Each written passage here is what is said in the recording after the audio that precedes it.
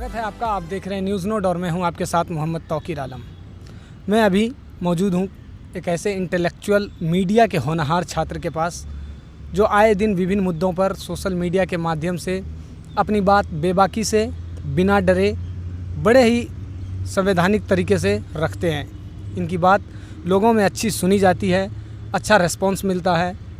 क्या है, कहाँ से ये नॉलेज एकत्र करते हैं, देश के विभिन्न मुद्दों पे कहाँ इनकी नॉलेज कितनी पकड़ है, आज आइए इनसे जानते हैं ऑन कैमरा न्यूज़ नोड के इस खास बातचीत के एपिसोड में।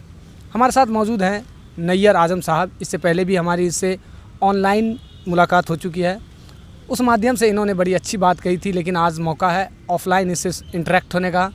आइए जानते हैं इनके नॉलेज के बारे में, आइए जानते हैं इनकी राजनीतिक समझ के बारे में। नैयर साहब, बहुत बहुत स्वागत है हमारे चैनल में। बहुत शुक्रिया। जितनी तारीफ़ आप किए हैं उसके काबिल नहीं हूँ मैं, और जहाँ तक आप कह रहे हैं कि राजनीतिक समझ, तो मैं अभी बहुत सीख रहा हूँ और बहुत ही शुरुआती पीरियड में हूँ। तो कोशिश है अच्छा शुरू से अच्छा करने की, और करने की कोशिश में लगा हूँ। ये मैं नहीं कह रहा, ये पूरी पब्लिक कह रही है। मैंने आपके टेक्स्ट का कमेंट सेक्शन पढ़ा, बहुत ही प्रोत्साहित आपको लोग करते हैं, बड़े ही सांत्वना से आपको लोग चाहते हैं, आपकी पोस्ट का बेताबी से इंतज़ार करता है। भले ही पब्लिक प्लेटफॉर्म अभी थोड़ा आपका छोटा है। कल आपकी एक बड़े पत्रकार से मुलाकात हुई थी दिल्ली में, पहले उन चीज़ का जिक्र कर दीजिए। वो एक्चुअली मैं एक प्रोग्राम था फासिज्म बुलडोज़र को लेकर के, जैसा कि देश में माहौल बना हुआ है अभी बुलडोज़र को लेकर के, जब भी कुछ होती है उसके घर पे बुलडोज़र चला दो। एक ख़ास समुदाय, ख़ास तौर से अल्पसंख्यकों पर और कह लें कि मुसलमानों पर जो बुलडोज़र चला दिया जाता है, बुलडोज़र न्यायिक तंत्र जो शुरू हुआ है देश में, उसके खिलाफ एक प्रोग्राम चला था जो बहुत पीसफुली हुआ था, बुलडोज़र फासिज्म नाम से। तो वहीं पे एक दीवायर की जर्नलिस्ट आई थी, सुमेधा पाल जी, जिनको मैं अभी तक जिनका आर्टिकल्स मैं पढ़ता था, वीडियोज़ में देखता था, वो सामने से मिली तो अलग ही अनुभव था। मिलने के बाद उनसे दुआ सलाम हुई उनसे, उसके बाद एक फ़ोटो लिया और सोशल मीडिया पे, ट्विटर पे ट्वीट किया, फेसबुक पे पोस्ट किया, फिर वहाँ से आप देखें और वही बात। ये बुलडोज़र जो धीरे धीरे पॉलिटिकल सिंबल बनता जा रहा है, इसी को लेकर के कल सेमिनार भी हुआ था। आपको क्या लगता है कि देश की राजनीति अब उस पैमाने पे आके खड़ी हो चुकी है कि जहां एक बुलडोज़र फैसला करे कि देश में किसका घर तोड़ा है, किसका घर नहीं तोड़ना है? और आप जो कह रहे हैं एक पर्टिकुलर समुदाय को लेकर के बुलडोज़र चल रहा है, लेकिन सरकार इस चीज़ को नहीं मान रही। सरकार ने कहा कि कानून व्यवस्था में कोई भी आए उसे बख्शा नहीं जाएगा बुलडोज़र के आगे। ये संविधान के किस आर्टिकल में लिखा हुआ है कि आप कुछ गलत कीजिएगा तो सीधे आपके घर पर बुलडोज़र चला दिया जाएगा? क्या ये गलतियाँ जो पत्थरबाजी जो भी लोग करते हैं, मानते हैं कि मुसलमान में से कुछ लोगों ने किया पत्थरबाजी, तो क्या ये गलतियाँ कल से परसों से होने लगी है? इससे पहले भी होती थी। अभी भी बहुत सारे सीरियल किलर रहे हैं, रेपिस्ट रहे हैं, बहुत बड़े बड़े अपराध करने वाले लोग रहे हैं, लेकिन उसके घर पर कभी बुलडोज़र नहीं चला। कभी सुने आप? देश तो कल आज़ाद नहीं हुआ, 75 साल पहले आज़ाद हुआ, लेकिन बुलडोज़र वाला न्यायतंत्र कब से शुरू हो गया? पिछले 1-2 साल से शुरू हुआ है, खासतौर से ये जहांगीर पूरी हुई तब से शुरू हुआ। तो ये सही नहीं है। कहते हैं बुलडोज़र सही है या नहीं, ये हम और आप तय नहीं करते, ये तय करती है जनता। जनता का ये मानना है, और एक सर्वे निकल के आया है कि जो योगी आदित्यनाथ का कार्यकाल शासन 2.0 है उत्तर प्रदेश में, उनमें 70% लोगों का कहना है कि न्यायिक विरासत की वजह से ही संवैधानिक न्यायिक प्रक्रिया दिखाते हैं योगी जी, इसलिए फिर से सत्ता में आने से काबिज रहे। कल का भी चुनावी आंकड़ा आप जानते होंगे, आपने उस पर पोस्ट भी किया था, आजमगढ़ से जो चुनावी रुझान हमारे सामने आए थे। तो बुलडोज़र वाकई एक तंत्र बनता जा रहा है पॉलिटिकल, लेकिन इस समस्या का समाधान कैसे है नैयर साहब? देखिए, आप बोल रहे हैं कि जनता सही मान रही है, लोकतंत्र में जनता ही सर्वोपरि होती है, जनता ही सब कुछ तय करती है। अब्राहम लिंकन एक अमेरिका के प्रेसिडेंट रहे हैं, वो बोल रहे थे कि लोकतंत्र जनता का, जनता द्वारा जनता के लिए बनाया गया शासन है। निसंदेह इसमें जनता सर्वोपरि है, लेकिन उसी जनता ने सरकार को भी चुन करके भेजी है, और उसी जनता ने इस देश में पार्लियामेंट, सुप्रीम कोर्ट वगैरह बनाए हैं। तो फैसला कोर्ट करेगी या हर फैसला जनता ही करेगी? ये भी एक जनता से क्वेश्चन है। मैं भी खुद उसी पब्लिक में से आता हूँ, तो मुझे नहीं लगता है कि बुलडोज़र तंत्र जो सही है, इस अगर एक इंसानियत के नाते देखे, एक हिंदुस्तानियत के नाते देखे, एक लोकतंत्र के हिसाब से देखे, और बुलडोज़र तंत्र कहीं से सही नहीं है। मैं सीधा सीधा यही कहना चाहूँगा। लेकिन इस पे जो आपकी ट्वीट है, उस ट्वीट में हमें पूरा एक खाई नज़र आती है, एक दीवार है जो इस तरफ है, और आपकी ट्वीट हमेशा एक ही सत्ता के विरोध रहती है। क्या इसका कोई खास कारण? मैं थोड़ी इस पर कड़वी प्रतिक्रिया आपको देना चाहूँगा कि अगर आपकी अगर एक आँख है, बाईं आँख अगर ख़राब है और मार्केट में दोनों तरफ बाज़ार लगी है, आप बाज़ार गए हैं, तो आप सिर्फ दाहिनी तरफ देखेंगे तो ये नहीं कह सकते हैं कि बाज़ार सिर्फ दाहिनी तरफ लगी हुई है। हो सकता है आपकी आँख भी ख़राब हो सकती है। ये मैं उन लोगों के लिए कहना चाहता हूँ जो मुझे कहते एक तरफा करते हैं। मैं किसी पार्टी मेंबर का 25 पैसे का मेंबर भी सदस्य नहीं हूँ। मैं एक मीडिया के छात्र हूँ और हमारे पत्रकारिता में सिखाया जाता है आपका धर्म है पत्रकारिता, तो सबसे पहले निष्पक्षता लाइए अपने अंदर। दूसरी बात, मैं पूरे दावे के साथ कह सकता हूँ आपके इस इंटरव्यू में बैठ करके कि मेरे सोशल मीडिया के किसी एक पोस्ट उठा करके देख लीजिए और उसमें कहिए कि आपने यहाँ पर निष्पक्षता नहीं दिखाई है। बेशक जहाँ मुझे लगता है कि नरेंद्र मोदी अच्छा कर रहे हैं वहाँ उनकी तारीफ़ करता हूँ, जहाँ मुझे लगता है राहुल गांधी अच्छा कर रहे हैं वहाँ तारीफ़ करता हूँ, जहाँ जो अच्छा करते दिखते हैं उसकी तारीफ़ करता हूँ और जहाँ जो गलत करते दिखते हैं उसकी खिंचाई भी करता हूँ और मैं करूँगा। अब लोगों की अपनी मन है, वो आज़ाद है, वो कुछ भी सोच सकते हैं, लेकिन सोचने से पहले एक बार थोड़ा सा आत्ममंथन कीजिए मेरे बारे में राय बनाने से पहले। बाकी आपकी राय आप कुछ कर सकते हैं। आपने जिक्र किया कि एक संवैधानिक हमारा अधिकार है कि हम कुछ भी ट्वीट करें किसी भी इसका। अब्राहम लिंकन की आपने जिक्र किया, मैं रविंद्रनाथ टैगोर जी का जिक्र करता हूँ। उनका एक कहना था कि आज़ादी का मतलब, पेड़ की आज़ादी का मतलब ये नहीं कि उसे ज़मीन से अलग कर दिया जाए, उसके तना को या उसके जड़ को ज़मीन से अलग कर दिया जाए। मैं मानता हूँ आपके पास अधिकार है लिखने का, लेकिन ये लिखने में जो एक कड़वाहट धीरे धीरे आती जा रही है, ये कड़वाहट एक सत्ता के लिए इसलिए मैं बोल जा रहा हूँ। आप 2-3 एग्जाम्पल बताइए जिसमें आपने सत्ता की तारीफ़ की हो या कोई ऐसे जगह तारीफ़ की हो जिसमें पॉलिटिकल राइज ना हुआ हो, कोई भी पिछले 10-15 ट्वीट्स, क्योंकि उन ट्वीट्स का मेरे पास डेटा है। आपको मैं एक एग्जांपल क्या दूं, मैं कह रहा हूं कि मेरा ट्विटर हैंडल है, बाकायदा फेसबुक पेज है और मेरे नाम से वहां जाकर के सर्च कीजिए। मैं 1-2 क्या दूं, हज़ारों है। एक माँ के लिए जो उनकी अगर 10 औलादें हैं तो 10 औलादें प्यारी होती है। आप उनसे पूछिएगा कि कोई एक औलाद के बारे में बताइए कि कौन सबसे ज़्यादा प्यारा है, तो वो कभी जवाब नहीं दे पाएगी। मेरे हर ट्वीट्स मेरे प्यारे हैं, मेरे हर ट्वीट्स मुझे अच्छे लगते हैं और बहुत अफसोस होती है जब मैं कड़वी शब्द यूज कर रहा होता हूं, तो मुझे बहुत अफसोस हो रही थी उस वक्त कि हमारे देश की राजनीति कहाँ जा रही है, हमारे देश का माहौल कहाँ जा रहा है। कल ही मैंने अखिलेश यादव पे बहुत कड़वा ट्वीट किया था, आज़म खान साहब पे किया था, क्योंकि वहाँ लगा था कि उन्होंने गलती किया है। मैं चाहता रहता हूँ कि मेरे देश का राजनीति ऐसा हो ना कि हेल्दी राजनीति हो, इधर से भी द्वंद्व फेंका जाए शब्दों का, उधर से भी द्वंद्व फेंका जाए शब्दों का, और हेल्दी शब्द भी फेंका जाए। ऐसा नहीं कि इधर से बुलडोजर बाबा बोल दे तो उधर से साहिबजादे बोल दे, ऐसा नहीं। तो मैंने अखिलेश यादव पे तंज किया था कि आप ऐसी मुँह छूटता नहीं है और चुनाव प्रचार करते नहीं हैं और चाहते हैं कि आप चुनाव जीत जाए। और तो ये आजमगढ़ में आजम का गढ़ भी गया और आजमगढ़ में जो एक राजनीतिक ज़मीन उपजी थी सपा की, वो भी चली गई। इस पे कोई टिप्पणी हो जाए आपकी तरफ से? जनता मालिक है, इसमें क्या टिप्पणी करें, जनता की मर्जी थी, वो हटा दिए। यहाँ राजतंत्र तो है नहीं। कम से कम बीजेपी की ही तारीफ़ कर दीजिए, उन्होंने अच्छी राजनीति भी साथ बिछाई पिछले 2-3 महीने में, जब भी बाई इलेक्शन जीत पाए। मैंने पत्रकारिता तारीफ़ करने के लिए नहीं चुनी है, मैंने पत्रकारिता हकीकत के लिए चुनी है, तो मैं हकीकत ही बताऊंगा। निसंदेह बीजेपी ने अच्छा किया था वहाँ, इसलिए जीती है वो। ऐसा नहीं है कि रामपुर के अवाम या फिर आजमगढ़ के अवाम मतलब एक तरफा फैसला कभी लेगी, या फिर वो पढ़े लिखे नहीं वहाँ के लोग। वहाँ नवाब जैसे लोग गुजरे हैं, वहाँ बड़े बड़े बादशाह गुजरे हैं। मैं तो कुछ भी नहीं हूँ, मैं तो वहाँ गली में भटकने वाला एक लड़का जैसा हूँ। तो मैं क्या ही इस पर बोलूँगा। कहीं ना कहीं बीजेपी वालों ने वहाँ मेहनत किया था, इसलिए वो आज जीते हैं। चलिए, कल की बात मैं नहीं करता, मैं आज की बात करता हूँ। आज का अगर हालिया आपका ट्वीट देखें, आज का रिसेंटली ट्वीट, आपने राष्ट्रपति चुनाव को लेकर के आडवाणी जी की खिंचाई की थी, एक शेर भी लिखे थे। पहले वो शेर हमें सुना दीजिए। और राष्ट्रपति चुनाव को लेकर के जो बीजेपी ने अभी एक और विषाद बिछाई है कि देश के पहले पिछड़े हुए राजनीति बैकग्राउंड से आने वाले द्रौपदी मुर्मू को बनाया गया है राष्ट्रपति का उम्मीदवार। क्या सोचते हैं आप? पहले वो मिसरा हमें सुना के जाइएगा। वो शेर दरअसल मेरा नहीं है, वो एक अभी तो कांग्रेस के नेता हो गए, लेकिन कभी शायर हुआ करते थे, इमरान प्रतापगढ़ी, उनका शेर है। तो एक मिनट, इमरान प्रतापगढ़ी जी का हालिया अगर बयान देखें तो वो कहता कि मैं अभी भी 70% शायर हूँ। आप मुझे कह रहे हैं कि पूर्व शायर थे, इस पर भी ज़रा टिप्पणी दीजिएगा, लेकिन उसके बाद। ठीक है, उनका वही 4 मिसरा था कि तेरी शोला बयानी से ज़्यादा कौन समझेगा, लहू का रंग पानी से ज़्यादा कौन समझेगा, और अजी कुदरत की लाठी में कहाँ आवाज़ होती है, ये बातें आडवाणी से ज़्यादा कौन समझेगा। वो दरअसल इसलिए कह रहे थे क्योंकि एक वक्त था 90s का वक्त उठा करके देख लीजिए, जब हम तो इस दुनिया में आमद भी नहीं किए थे उस समय। तब उनका बोलबाला था हिंदुस्तान में, वो रथ यात्रा निकाले थे, लग रहा था पूरे एकदम हिंदुत्व के प्रचंड रथ पे सवार होकर के पूरे इंडिया पे समझ लीजिए कि सत्ता अपना लाना चाह रहे थे। तो वो दौर देख रहा हूँ और अभी का दौर देख रहा हूँ। वही आडवाणी साहब अभी जिंदा है, अभी सब कुछ है, लेकिन आज तक भाजपा के हर राज्य में 17 से ज़्यादा राज्यों में उनकी सरकार चल रही है, केंद्र में उनकी पूर्ण बहुमत की सरकार चल रही है। 1 मिनट में चाहेगा तो अपने समर्थन से वो राष्ट्रपति किसी को बना सकते हैं, इतना पावर है। इसको भले आप इफ बट किंतु परंतु कर लीजिए, लेकिन कर सकती है, उनके पास इतना पावर है। इसके बावजूद वो आडवाणी साहब को राष्ट्रपति पिछली बार भी नहीं बनाए, इस बार भी नहीं बनाए। तो बस तो आप इस हित में है कि देश के राष्ट्रपति आडवाणी जी को बनाया जाए, जिन्होंने 1992 में बाबरी मस्जिद के खिलाफ रथ यात्रा निकाली थी। वो रथ यात्रा नाम का रथ यात्रा था, बल्कि वो टोयोटा की एयर कंडीशन गाड़ी जो अपने पीछे राजतंत्र पे एक काला धुआं छोड़ती चली गई। आप इस चीज़ के फेवर में है कि अभी वो देश के प्रधानमंत्री तो आप बन नहीं सकते, देश के राष्ट्रपति बनने के लिए सक्षम है? मैं किसी के समर्थन में नहीं हूँ, ना किसी के विरोध में हूँ कि वो राष्ट्रपति या प्रधानमंत्री बने। रही बात आडवाणी जी की, तो ये चीज़ भाजपा को तय करना है। ये चीज़ इस देश के जो लोकसभा में, राज्यसभा में, विधानसभा में जो लोग बैठे उनको तय करना है कि उनको बनाना नहीं बनाना। इस पर मेरी व्यक्तिगत राय आप ना जाने तो ज़्यादा बेहतर होगा। चलिए द्रौपदी मुर्मू पे आइए। द्रौपदी मुर्मू जी, मुझे उनके बारे में ज़्यादा जानकारी नहीं है, लेकिन वो जहाँ तक उनके बारे में पता है वो अच्छी काम की है।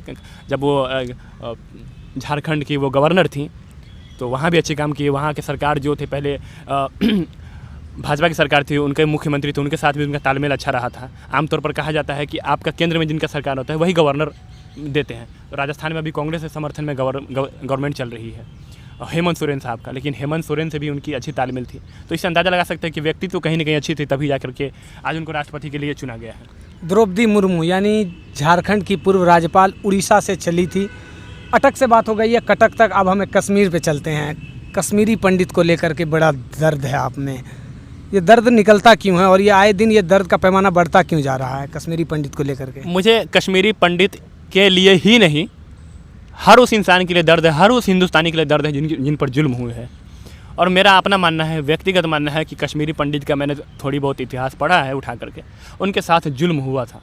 जुल्म करने वाले किसी एक संप्रदाय, एक धर्म का चेहरा चोला ओढ़ करके उन्होंने किया है, और जिसकी वजह से पूरे धर्म को बदनाम किया गया है और दोनों हिंदू और मुसलमानों के बीच में खाई पैदा करने की कोशिश की गई है, और इसमें काफ़ी हद तक वो कामयाब भी रहे हैं। कश्मीरी पंडित इसी हिंदुस्तान के, इसी ज़मीन के हैं। उनके साथ जो भी हुआ है बहुत गलत हुआ है, चाहे 90s के दौर में हो।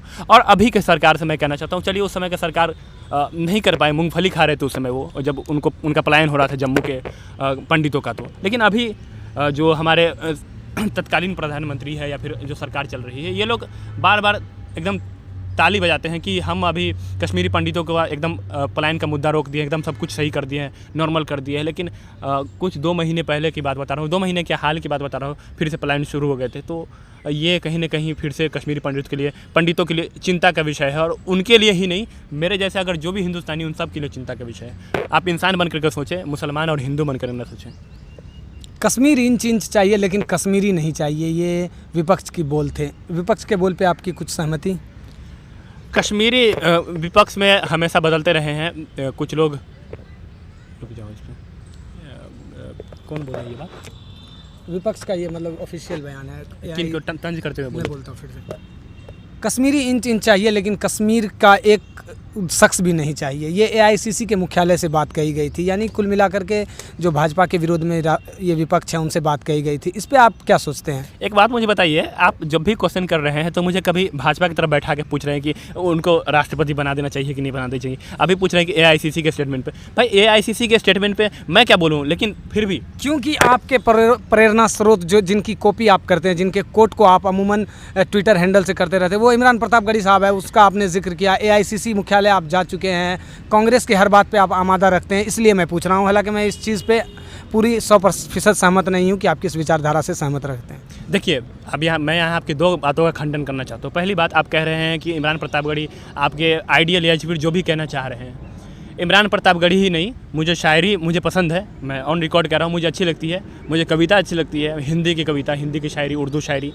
तो ऐसा नहीं है कि इमरान प्रतापगढ़ी मुझे अच्छे लगते हैं। मुझे अटल बिहारी वाजपेयी जी कवि रहे, हमारे देश के प्रधानमंत्री रहे, मुझे वो अच्छे उनकी कविता अच्छी लगती है। मुझे इमरान प्रतापगढ़ी की कविता अच्छी लगती है। मुझे हर उस इंसान की शायरी, कविता अच्छी लगती है जो राजनेता है या फिर शायर है या फिर जो कुछ भी है, वो इमरान प्रतापगढ़ी ही नहीं है। दूसरी बात, AICC ऑफिस में आज तक कभी नहीं गया हूँ, और कांग्रेस या किसी भी पार्टी से, किसी भी विचारधारा से मेरी कोई सहमति नहीं है। मेरी एक ही विचारधारा है, इंसानियत की, बस। लेकिन आपने अटल बिहारी वाजपेयी का टेक्स्ट कॉपी कभी नहीं किया। हमने अगर 4-5 ट्वीट के में सब में आपने इमरान प्रतापगढ़ी को कॉपी किया। क्या आपको एक ऐसा शायर चाहिए जो राजनीति पे तल्ख करता हो? क्योंकि जिसे आप बड़े शायरों की तादाद में गिन रहे हैं, उसे वो शायर मानने से आज भी इनकार कर रहे हैं कि एक अच्छा शायर देश के लिए, देश को तोड़ने की बात कहे तो वो एक अच्छा शायर नहीं हो सकता। खैर, ये छोटा मुद्दा है, इस पर मैं ज़रा और विस्तार से बात करूँगा। आगे आप पे कुछ और पॉलिटिकल मुद्दे हैं जिन पर बात करूँगा, इस पर पहले आप अपनी प्रतिक्रिया दे दें। अटल बिहारी वाजपेयी साहब के बारे में जहाँ तक बात कर रहे हैं, देखिए, इंसान ना अभी बहुत 21वीं सदी चल रही है, सब कुछ मॉडर्न होता जा रहा है। आप अगर एक सप्ताह पहले कोई सॉन्ग लाते हैं, गाना लाते हैं, एक सप्ताह बाद वो पुराने हो जाते हैं। मैं नहीं कह रहा हूँ कि यहाँ पे अटल बिहारी वाजपेयी की कोई कविता पुरानी हो गई है, मुझे बहुत पसंद है, मैंने कभी कोट नहीं किया, यह हकीकत है आपकी बात। मैंने कोट तो मीर साहब को भी नहीं किया है, मैंने कोट तो कभी गालिब साहब को नहीं किया है मैंने कोट कभी बहादुर शाह जफ़र को भी नहीं किया है, जबकि ये गज़ल के बादशाह रहे हैं। हिंदुस्तान में ही नहीं दुनिया में गज़ल लाने में इनका बहुत बड़ा रोल रहा है। ये तो फाउंडर रहे हैं, मैंने इनको भी कोट नहीं किया, तो आप वहाँ से भी क्वेश्चन कर सकते थे। तो ऐसा कुछ नहीं है, मुझे ज़्यादा पसंद आता है इनकी शायरी। बतौर शायर इमरान प्रतापगढ़ी मुझे अच्छे लगते हैं, इसमें कोई शक नहीं है। बतौर नेता के मैं कुछ नहीं कह सकता हूँ, मुझे नेतागिरी में मुझे वो उनकी विचारधारा है। बतौर शायर इमरान प्रतापगढ़ी अच्छे हैं, बतौर शायर बहुत भाजपा में भी बहुत सारे रामदास अठावले जी हैं, केंद्रीय मंत्री है, वो भी मुझे अच्छे लगते हैं। आपने हर चीज़ का जवाब बड़े ही संवैधानिक तरीके से इंटेलेक्चुअल वे में रेफरेंस के साथ दिया, हमें अच्छा लगा। अब ज़रा और आगे बढ़ते हैं। अग्निवीर को लेकर के काफ़ी प्रदर्शन हुआ देश में। मैं जिस शैक्षणिक संस्था से अपना पत्रकारिता कर रहा हूँ, जामिया मिल्लिया इस्लामिया, मुझे जिक्र करना पड़ रहा है, वहाँ मैंने बहुत से बच्चों का रिव्यू किया। बहुत से बच्चे ये कहते हुए नज़र आए, ये उनके मन में एक राग द्वेष था सरकार के ख़िलाफ़ या जो ऐसे प्रदर्शनकारी के ख़िलाफ़ जिसकी वजह से उसका एंट्रेंस एग्ज़ाम छूट गया। अग्निवीर पे क्या सोचते हैं नैयर आज़म साहब? देखिए, अग्निवीर पर मैं यही सोचता हूँ, मैं यही कहना चाहूँगा कि ये जो गवर्नमेंट चल रही है, मोदी सरकार जो चल रही है, इनकी कुछ पॉलिसी मुझे बहुत अजीब लगती है। मैं बता रहा हूँ, 2019 में ये CAA लाते हैं और फिर इनका विरोध सबसे ज़्यादा मुसलमान करते हैं, माइनॉरिटी करते हैं, तो ये कहते हैं कि मुसलमानों को समझ नहीं आया। फिर कुछ साल बाद, उसी के लगभग 1 साल बाद लाते हैं ये 3 कृषि कानून। किसान जमकर विरोध करते हैं, पूरे हिंदुस्तान में चक्का जाम कर देते हैं। 1 साल तक वो कई बॉर्डर पर रहते हैं, कई 700 से ज़्यादा शहादत देते हैं, उसके बाद वापस लेते हैं, लेकिन कहते हैं कि किसानों को समझ में नहीं आया। अभी अग्निवीर लाए हैं, पूरे देश भर की युवा 1000 करोड़ से ज़्यादा के देश का नुकसान हो गया हुआ है। ट्रेन में आग लगा दी गई, कई सारे लोग, लाखों लोग परेशान हो गए, हज़ारों ट्रेन रद्द हो गई। इसके बाद ये कहते हैं कि अग्निवीर युवाओं को समझ में नहीं आया। तो भाई, न किसानों को समझ में आ रहा है, न मुसलमानों को समझ में आ रहा है, न युवाओं को समझ में आ रहा है। GST, जिसको विपक्ष कहते हैं गब्बर सिंह टैक्स, मैं विपक्ष की नहीं बोल रहा हूँ, लेकिन वो भी कह रहे हैं कि बिजनेसमैन को समझ में नहीं आ रहा है। तो सब कुछ जब समझ में नहीं आ रहा है, आपके पास 70 से ज़्यादा केंद्रीय मंत्री है, 303 सांसद है केंद्र में, और 17 से ज़्यादा राज्य में आपकी सरकार चल रही है। 21 राज्य ऐसे हैं, 21 राज्य जहाँ पर समर्थन से सरकार चल रही है, और पूरे देश भर में 29 राज्य और नॉन यूनियन टेरिटरी यानी केंद्र शासित प्रचंड बहुमत से सत्ता, प्रचंड बहुमत से है। मतलब हर जगह पर आपका दबदबा है, दबदबा नहीं मतलब हर जगह आपकी बोलबाला है। इसके बाद भी आप जो बिल लाते हैं उसका इतना विरोध होता है और फिर कहते हैं हम समझा नहीं पाए, तो कहाँ तपस्या में कमी रह जाती है। दूसरी बात, तपस्या करने के लिए आपको तो प्रधानमंत्री नहीं बनाया गया है, आपको तो देश का विकास करने के लिए बनाया गया है। तो जरा सोचिए इस बात पे। अग्निवीर पे युवा पागल नहीं है, आपके नज़र में मुसलमान पागल है, आपके नज़र में किसान पागल है, आपके नज़र में बिजनेसमैन पागल है, युवा जो पढ़ा लिखा वो भी पागल हो गया। तो अब हमें ये बताइए कि 3 कृषि कानून का आप जिक्र किए, जिसके काफ़ी विरोध प्रदर्शन के बाद उसे वापस लेना पड़ा। CA/NRC को लेकर के भी काफ़ी एक लंबे समय तक, लंबे अंतराल तक, आज़ादी के बाद उस समय की सबसे लंबी प्रोटेस्ट थी, उसका भी जिक्र हुआ, लेकिन वो CA/NRC वापस नहीं हो सकता। तो आपको लगता है कि किसान तबका से कमज़ोर आप लोग का प्रदर्शन रहा था CA/NRC को लेकर के? देखिए, सबसे पहली बात बता रहा हूँ कि आप कह रहे हैं कि कमज़ोर रहा था। दूसरी बात, कमज़ोर कुछ नहीं रहा था। वो उस समय क्या था कि कोविड आ गया था, इसकी वजह से उसको हटाना पड़ा। और दूसरी बात, सरकार को समझ में आ गया था बैकफुट पे जाना पड़ेगा। हमारे जो देश के गृह मंत्री अमित शाह है, वो कह रहे थे कि मैं CA/NRC पर 1 इंच भी आगे नहीं हटूंगा, और जब ये बात बोल रहे होते तो तब वो पब्लिक से 1 किलोमीटर पीछे खड़े होकर के बोल रहे होते थे। इसी से अंदाज़ा लगा सकते हैं। और दूसरी बात, वो अभी ठंडे बस्ते में इसको रखा गया सरकार की तरफ से। आप लाने दीजिए CA/NRC, फिर आप लोग विरोध कीजिएगा। हम नहीं विरोध करेंगे, हम किसी को भड़का भी नहीं रहे विरोध करने के लिए। पता चल जाएगा आपको, खुद ही पता चल जाएगा, जब आने तो दीजिए। सरकार खुद बैकफुट पे गई है। तो जो अग्निवीर प्रदर्शन, अग्निवीर का मैंने स्कीम का जिक्र किया, जो अग्निवीर के प्रदर्शनकारी है उनका भी खंडन हमें लगता है आपके माध्यम से होना चाहिए। देश की प्रॉपर्टी का नुकसान कर रहे हैं, अहिंसा को बढ़ावा दे रहे हैं, 1000 से ज़्यादा करोड़ की संपत्ति नाश हो गई, देश का इंफ्रास्ट्रक्चर जला दिया, ट्रेन प्रॉपर्टी जला दी, मुख्यालय भी जलाए, कहीं मैं उसका हामी नहीं हूँ। तो क्या लगता है आपको, प्रदर्शनकारी इतना उग्र क्यों होता जा रहा है देश के खिलाफ? अगर आपको प्रोटेस्ट करना है तो प्रोटेस्ट कूल माइंडसेट से भी हो सकता है, कूल टेम्परामेंट से भी हो सकता है, जैसा कि NRC में हमने देखा, जैसा कि किसान आंदोलन में हमने देखा। लेकिन ये युवाओं के अंदर ये वलवला किसने दी? देखिए, मुझे गांधी जी अच्छे लगते हैं। गांधी से मतलब महात्मा गांधी है, गांधी से मतलब मोहन चंद करमचंद गांधी है, गांधी से मतलब राहुल गांधी नहीं। तो पहले ये क्लियर कर देता हूँ। और गांधी जी हमेशा बोलते थे कि अहिंसा परमो धर्म। अहिंसा किसी चीज़ का रास्ता नहीं है।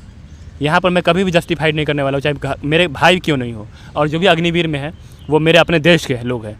तो हिंसा कीजिएगा तो मैं कभी कतई आपका समर्थन नहीं कर रहा हूँ, बिल्कुल नहीं कर रहा हूँ। आप किसका नुकसान कीजिए बताओ, कि किसका नुकसान किया? क्या मोदी का नुकसान किया है? कभी नहीं किया मोदी का नुकसान। इस देश का नुकसान सिर्फ इस देश के आवाम का, उस लोगों का नुकसान किया है जो 10 रुपये की चीनी लाने जाते हैं तो उसमें टैक्स दे करके आते हैं, जो 2 रुपये का सामान लेते हैं उसमें भी टैक्स देते हैं, उन लोगों का नुकसान किए हैं। ये जो 1000 करोड़ का संपत्ति जलाई है, किसी मंत्री विधायक का निजी नुकसान नहीं है, ये देश के आवाम का नुकसान है। तो आप पढ़े लिखे हैं तो आप किस हिसाब से हिंसा करके आपको लग रहा है कि हम अपना विरोध को जता सकते हैं, ये गलत है। दूसरी बात, विरोध को पूरी तरह से मैं गलत भी नहीं मानता हूँ। जो हिंसा हुए हैं, आप देख लीजिए, अभी देश का सिचुएशन ऐसा हो गया कि मीडिया के स्टूडेंट में हूँ, लेकिन मुझे शर्म आ रही है ये बात बोलते हुए कि मीडिया उस प्रोटेस्ट को तवज्जो नहीं देती है जो शांतिपूर्ण तरीके से हो रही होती है। ज़रा सा उग्र हुआ सीधे कवरेज देने लगती है, और कवरेज देती है तब जाकर सरकार के कान पे थोड़ी सी जू रेंगती है। लेकिन सरकार भी बहुत बेहिश हो चुकी है। जब तक आग नहीं लगता है, जब तक कोई लोग मरता नहीं है, तब तक इसको कुछ समझ ही नहीं आता है।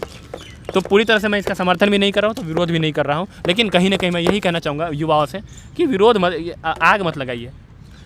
ये आपने अग्निवीर का बड़ा अच्छा जिक्र किया। द हिंदू का एक कटिंग है, कल आज का न्यूज़पेपर है, कल का आंकड़ा है, एक दिन में 57,000 से ज़्यादा फॉर्म भरे गए हैं अग्निवीर के लिए। तो क्या युवा अब खुद से हार मान चुके हैं, सोच रहे हैं कि लास्ट यही रास्ता है कि अब अग्निवीर के बनने के लिए 4 साल की नौकरी ली जाए? तो ये आंकड़ों में कौन से लोग शामिल है? क्या प्रोटेस्ट वाले शामिल है या एक अलग तबका है फॉर्म भरने वालों का? क्योंकि एक दिन में 57,000 से प्लस फॉर्म भरे गए हैं, द हिंदू की कटिंग कह रही है। ये अच्छी बात है, 57,000 फॉर्म भरे गए। मैंने कुछ देर पहले क्या कहा कि सरकार कहती है कि हम समझा नहीं पाए। हो सकता है इस बार वो युवाओं को, किसानों को नहीं समझा पाए, मुसलमानों को नहीं समझा पाए, बिजनेसमैन को नहीं समझा पाए, व्यापारियों को नहीं समझा पाए। हो सकता है इस बार युवाओं को समझाने में कामयाब रहे हो। मैं मुबारकबाद देना चाहूँगा इसके लिए केंद्र सरकार का। तो ये अब मैं युवाओं के माइंडसेट का ये करना चाहता हूँ कि ये कौन से युवा हैं जिससे 1000 करोड़ की प्रॉपर्टी बर्बाद करने के बाद कुछ भी चीज़ें समझ में आती हैं? युवा है, आक्रोश में आ जाते हैं।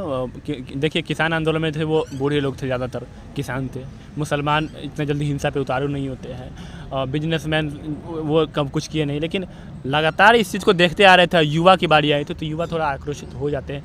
और हो जाते क्या है, उसमें भी कुछ फ्रिंज एलिमेंट रहे होंगे, वही किए होंगे। मुझे नहीं लगता कि कोई पढ़ा लिखा आदमी, मैं खुद अभी ग्रेजुएशन कर रहा हूँ, फर्स्ट ईयर का स्टूडेंट हूँ, और जो भी उसमें प्रोटेस्ट में शामिल थे वो ग्रेजुएशन पास लोग थे या फिर 12th किए हुए लोग थे।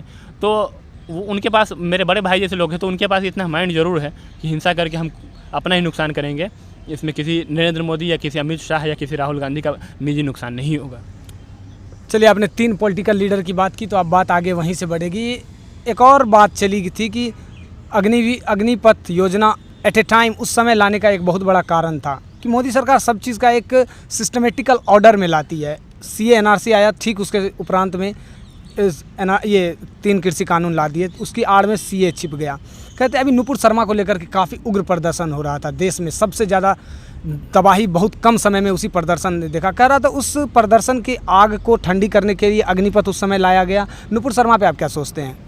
नुपुर शर्मा ने जो भी बोला वो जितनी निंदा किया जाए उसके कम है। इसको अगर इफ़ बट करके कोई अगर जस्टिफाइड कर रहा है तो मैं मानता हूँ वो मुसलमान ही नहीं, वो इंसान ही नहीं है। क्योंकि किसी पैगंबर, किसी नबी, किसी ईश्वर, किसी परमात्मा, किसी प्रभु, किसी भगवान पर कोई टिप्पणी करता है, आपको पता है, आप बार बार मेरा ट्विटर हैंडल जिक्र कर रहे हैं, मैं यहाँ बताना चाहूँगा। ये जो नुपुर शर्मा का विवाद हुआ था उससे कुछ समय पहले शिवलिंग का विवाद हुआ था, जिसमें बहुत बड़े बड़े मुस्लिम लोग जो ट्विटर पे जो अपने आप को मुस्लिम मसीहा कहते हैं, वेरीफाइड अकाउंट वाले लोग, वो रोड पे तस्वीर लेकर के और करते थे ट्वीट शिवलिंग को लेकर कर, कहते थे कि या ये शिवलिंग है, कुछ भी लेकर के, जिससे आपका अगर फीलिंग्स जुड़ा हुआ है, आस्था जुड़ी हुई है, तो आपको तकलीफ होगी। अगर आप हिंदू है तो आप वो है तो मैंने उनको भी लताड़ा था। मैंने उनको ये साफ तौर पे कहा था कि आज जो शिवलिंग को लेकर के मजाक उड़ा रहे हैं ना, बंद कीजिए ये तमाशा। कल हो करके अगर कोई अगर आपके नबी के शान के खिलाफ कुछ बोलता है तो कहते हैं कि गुस्ताखी नबी की यही सज़ा, सर तन से जुदा, तो उस वक्त कहने का हक खो रहे हैं आप। और उसके कुछ दिन बाद ये हुआ। तो सब आप इस चीज़ पे आमादा हैं कि सर तन से जुदा होना चाहिए जो गुस्ताखे नबी हैं? हिंसा, फिर मैं ही कहना चाहूँगा, हिंसा किसी चीज़ का समाधान नहीं है। इस देश में संविधान है, कानून है, लोग है, उस पर जाना चाहिए मेरे ख्याल से। फिर मार देना। आपने मुस्लिम स्कॉलर्स, मुस्लिम मसीहा का जिक्र किया। आपने ये जिक्र किया कि देश में वो मुसलमान नहीं हो सकता जिसके आस्था को इस बात से ठेस ना पहुंची हो। एक मुस्लिम के बहुत बड़े स्कॉलर्स हैं, आप उसे ट्विटर पर फॉलो करते हैं, मैं जानता हूँ, आप उसे हर प्लेटफॉर्म पे फॉलो करते हैं। मुसलमानों की बात उनमें एक अच्छी पकड़ रखती है, मुसलमान उनको अपना रोल मॉडल मानते हैं। देवबंद से आते हैं मौलाना तौकीर रज़ा साहब, उनसे आपकी मुलाकात भी हो चुकी है। उनका ये कहना था कि जो नुपुर शर्मा को केस को लेकर के वैश्विक स्तर से भारत को लताड़ा जा रहा था, भारत की आलोचना की जा रही थी, भारत के को लेकर के एक अलग धारणाएं बनी जा रही थी मुस्लिम कंट्रीज़ में, गल्फ़ कंट्रीज़ में। मौलाना तौकीर रज़ा साहब का कहना था कि ये भारत का आंतरिक मामला है, विदेशों को इसमें पाँव नहीं अड़ाना चाहिए। आपको क्या लगता है कि भारत का मुसलमान या भारत का वो तबका वाकई इतना सक्षम है तौकीर रज़ा साहब के बात पे आमादा हो जाए और अपने समस्या का समाधान खुद कर लें? तौकीर रज़ा साहब के बारे में क्यों देवबंद से आते हैं? वो देवबंद से नहीं आती है, भूल चूक आपसे बोला गया है, वो बरेलवी से आते हैं। और दूसरी बात, तौकीर रज़ा साहब ही नहीं, मैं इसे जा करेक्ट कर देता हूँ। देवबंद में एक मुसलमानों का सबसे बड़ा ये है, सज्जाद नोमानी साहब। नहीं, देवबंद में एक मुसलमानों का ऑर्गेनाइजेशन है जिसके वो जमीयत उलमा हिंद के डिप्टी चेयरमैन है, जिसका मुख्यालय देवबंद से है। तो उसका जो ऑफिशियल हैंडल है वो उसको टैगलाइन में देवबंद ही लिखा हुआ, काइंडली चेक इट। अच्छा ठीक है, मैं देख लूँगा इस पर। लेकिन दूसरी बात मैं कहना चाहूँगा, आप कह रहे थे कि फॉलो करते हैं, ये ठप्पा जो बार बार देने की कोशिश कर रहे हैं ना आप, खैर ठीक है कीजिए, लेकिन मैं यही कहना चाहूँगा, मैं फॉलो नरेंद्र मोदी, राहुल गांधी, असदुद्दीन ओवैसी और हर उस विचारधारा, चाहे CPIM, लेफ़्ट राइट, जो भी विंग है, मैं सबको फॉलो करता हूँ, मैं सबको पढ़ता हूँ। तो उससे आप जज मत कीजिए कि मैं उनकी विचारधारा से सहमत हूँ, मैं पढ़ता हूँ सबको, क्योंकि मेरा पत्रकारिता यही कहता है कि आप पढ़िए सबको, फिर अपने अंतरात्मा में झाँकिए, फिर किसी को जज कीजिए। दूसरी बात, वो जो कहे, उनका जो स्टेटमेंट है कि बाहरी मुल्कों को इसमें हस्तक्षेप नहीं करना चाहिए, देखिए ये सही बात बोल रहे हैं, कहीं ना कहीं मैं उनसे सहमति रखता हूँ। लेकिन दूसरी बात यहाँ पे ये भी कहना चाहूँगा कि बाहर के मुल्क में जो रह रहे हैं वो भी मुसलमान हैं और हिंदुस्तान में रह रहे हैं वो भी मुसलमान हैं। तो एक होता है, कनेक्शन होता है, जब आपके नबी पैगंबर के खिलाफ जब बोला जाता है। अच्छा बताइए, नेपाल में हिंदू है ना, हिंदू राष्ट्र है नेपाल, भारत नहीं हिंदू राष्ट्र नेपाल, पूरे दुनिया में सबसे ज़्यादा हिंदू भारत में रहते हैं। नेपाल में क्या होता है, अगर नेपाल में कोई अगर मुसलमान या फिर कोई अगर जो पहाड़ी लोग हैं वहाँ के, वो या फिर क्रिश्चियन लोग अगर किसी भगवान का अगर अपमान करते हैं नेपाल में, तो क्या भारत के हिंदू नहीं कुछ बोलेंगे उस पर? बोलेंगे। हर उस इंसान से मेरा ये सवाल है जो इंसान ये क्वेश्चन करते हैं कि विदेशी मुसलमानों को नहीं बोलना चाहिए। ठीक है, वो अपने हिसाब से बोल रहे हैं, उनको बोलने दीजिए, क्योंकि पैगंबर के खिलाफ बोले। क्या इससे पहले वो जो विदेशी मुसलमान जो सरकार जो बोल रहे हैं, क्या किसी पहलू खान अखलाक को या फिर किसी जुनैद को मार दिया गया तो क्या वो बोले? नहीं ना बोले, क्योंकि व्यक्ति को मारा गया था।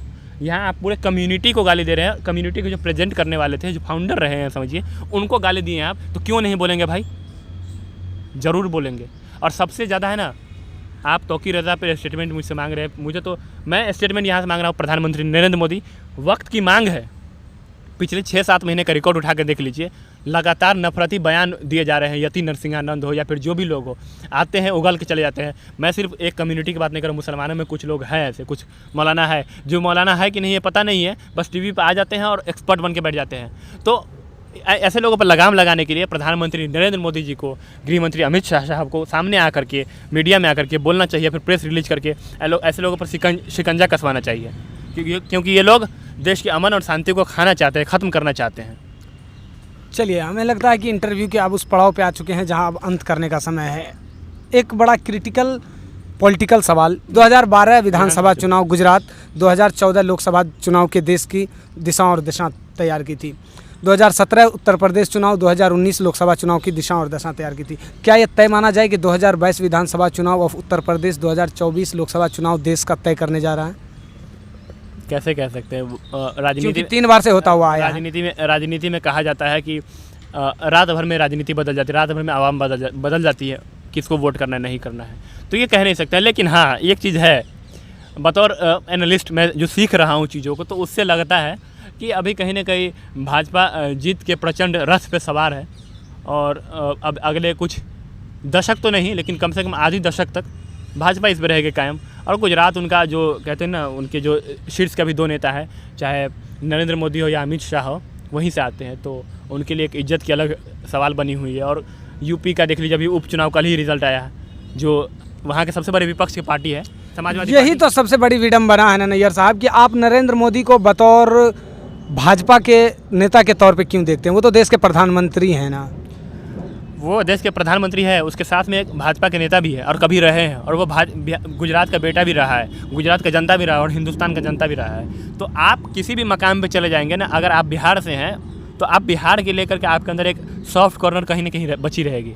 आप दुनिया के किसी कोना में युगांडा चले जाइए, इंडोनेशिया चले जाइए, कहीं चले जाइए, तो वही चीज़ है नरेंद्र मोदी को। नरेंद्र मोदी को मैं बतौर प्रधानमंत्री देखता हूँ, अगर उसकी आलोचना करनी होती तो आलोचना करता हूँ, सराहना करनी होती तो करता हूँ, लेकिन मैं उनका एक बता रहा हूँ, व्यक्तिगत उनकी फीलिंग्स बता रहा हूँ। मुझे ऐसा लगता है कि उनके अंदर एक इज्जत की सवाल बनी होगी कि कहीं ना कहीं मुझे गुजरात का जीतना है, और मुझे लगता है कि जीतना लगभग तय है। जिस हिसाब से वहाँ की राजनीति चल रही पड़ी है, एक कद्दावर नेता ने कि युवा नेता हार्दिक पटेल जो कांग्रेस के हुआ करते थे, और आज से कुछ समय 5-7 साल पहले तक वो भाजपा के खिलाफ एकदम मुखर थे। 5-7 साल तो बहुत दूर हो गया, 2 महीना पहले तक, और वो आज भाजपा में चले गए हैं।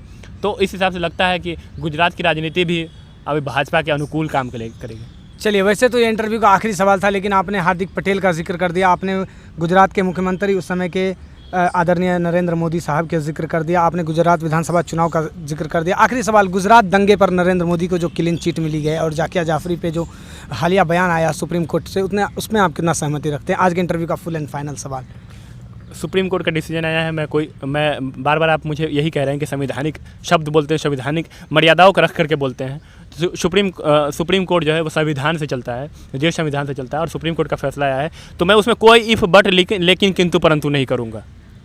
वो मैं सहमति रखता हूँ उससे, जो भी है सुप्रीम कोर्ट का फैसला सही है, मेरा अपना मानना है। चलिए, आने वाले समय में ये हमारे व्यूअर्स उम्मीद लगाएं कि आप सत्ता के कड़वाहट को जिस तरह से पसारते हैं सोशल मीडिया पे, कुछ मिठास भी दिखे तो उसे परोसी जाएगी लोगों के लिए। आप देखने की कोशिश कीजिए, हर जगह मिठास दिखेगी आपको। चलिए, बहुत बहुत शुक्रिया हमसे बातचीत करने के लिए। ताकि प्रचंड लहर में है, कह सकते हैं, अच्छी सोच रखते हैं राजनीति पे, सोशल मीडिया पे अच्छे फॉलोअर्स हैं, जिनका पैमाना इन्होंने बताया हमारे वीडियो के माध्यम से। कुछ सवाल बच गए हो तो आप हमें कमेंट सेक्शन में बता सकते हैं। कुछ जवाबों का जो रेफरेंस हमने दिया और जो नैयर साहब ने दिया, उनमें भी अगर कुछ त्रुटि आपको लगती है तो आप हमें बता सकते हैं। ऐसे ही इंटेलेक्चुअल पर्सनालिटी के साथ हम बातचीत करते रहते हैं। अगला टॉपिक क्या होने जा रहा है, इस पे आप लोग सोच विचार करें, क्योंकि हम अगले टॉपिक के लिए प्रयासरत हैं। बहुत बहुत शुक्रिया हमसे जुड़े रहने के लिए। नैयर साहब, आपका बहुत बहुत आभार। देखते रहिए न्यूज़ नोट। मैं हूँ आपके साथ मोहम्मद तौकीर आलम।